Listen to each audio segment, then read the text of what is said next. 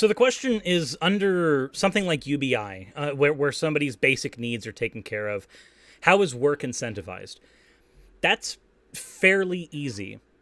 You see, having a baseline amount of money, in any system at all, having a baseline amount of money where my basic needs are taken care of does not preclude me from wanting to improve my situation. So let's consider for a moment. I make right now on YouTube about enough to get by. Enough to get by and to go out and eat. Well, if we're grabbing food from like a fast food restaurant or something like that. I make enough to do that on YouTube.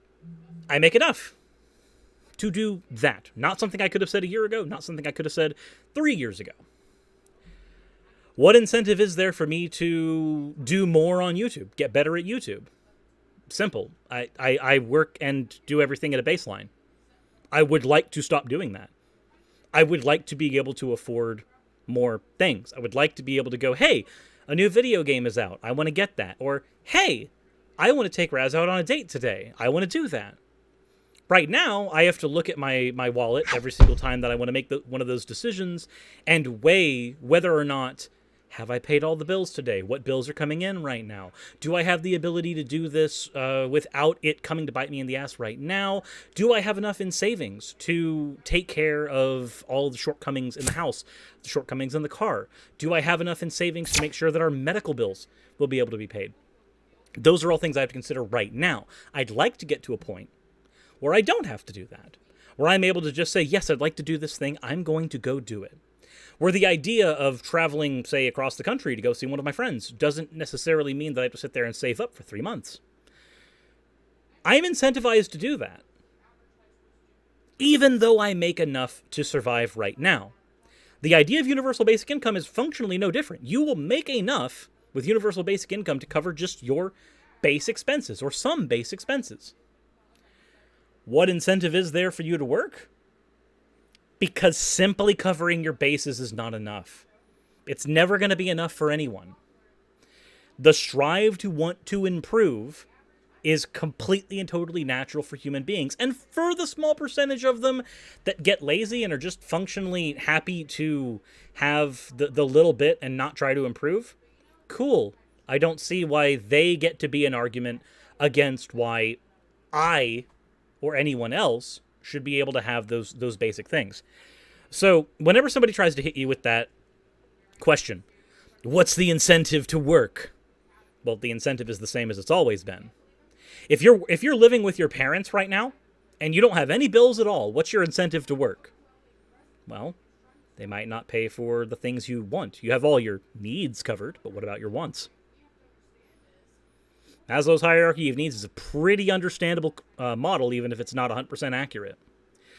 Having your base needs met does not exclude you from wanting your wants at higher levels or your needs at higher levels met.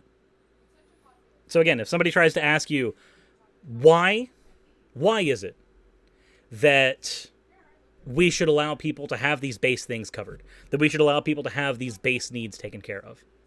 What incentive will they have to improve or to work? Well, the same incentive they always have had. People with all of their needs and all of their wants covered right now, who are making enough to have shit tons in savings, put their kids through college, take care of all their medical bills, and take care of all their food, never have to cook. People who make enough money to do all that still are incentivized to climb higher on that ladder and try to make more money.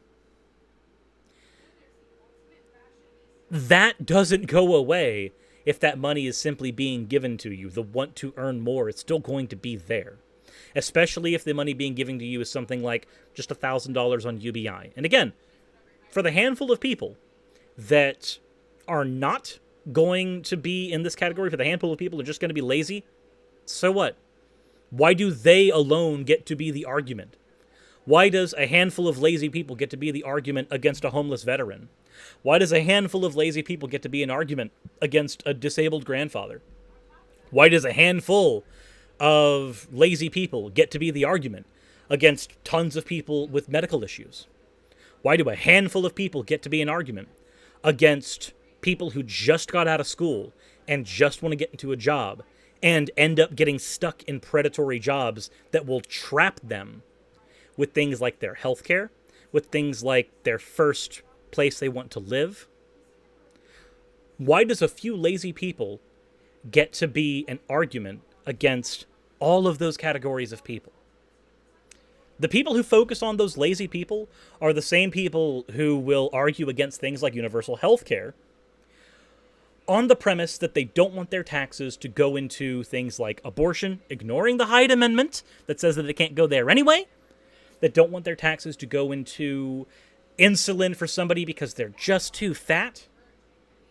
They're letting their hatred for somebody they've effectively otherized to override whatever love they have for, like I said before, in a previous bit, a 10-year-old girl with cancer who just wants to survive. Universal health care would help her survive. Make it much easier for her to function, especially if you consider the fact that even after her cancer is taken care of and it goes into remission, she might have to deal with it again as an adult. Your hatred for this person over here, this lazy person, or this fat person, or this whatever person that you deem somehow is not applicable to whatever right we're currently arguing that they should be given. You're arguing from just hatred, if hatred for them outweighs love for this person in this category over here. It's that way with universal healthcare. It's that way with UBI. So you can tackle it from either position.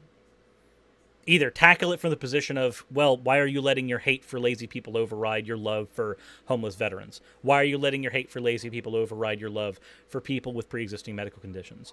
Or you can go the route of pointing out that it doesn't matter if people have their basic needs taken care of. They're still going to try, even with their basic needs taken care of.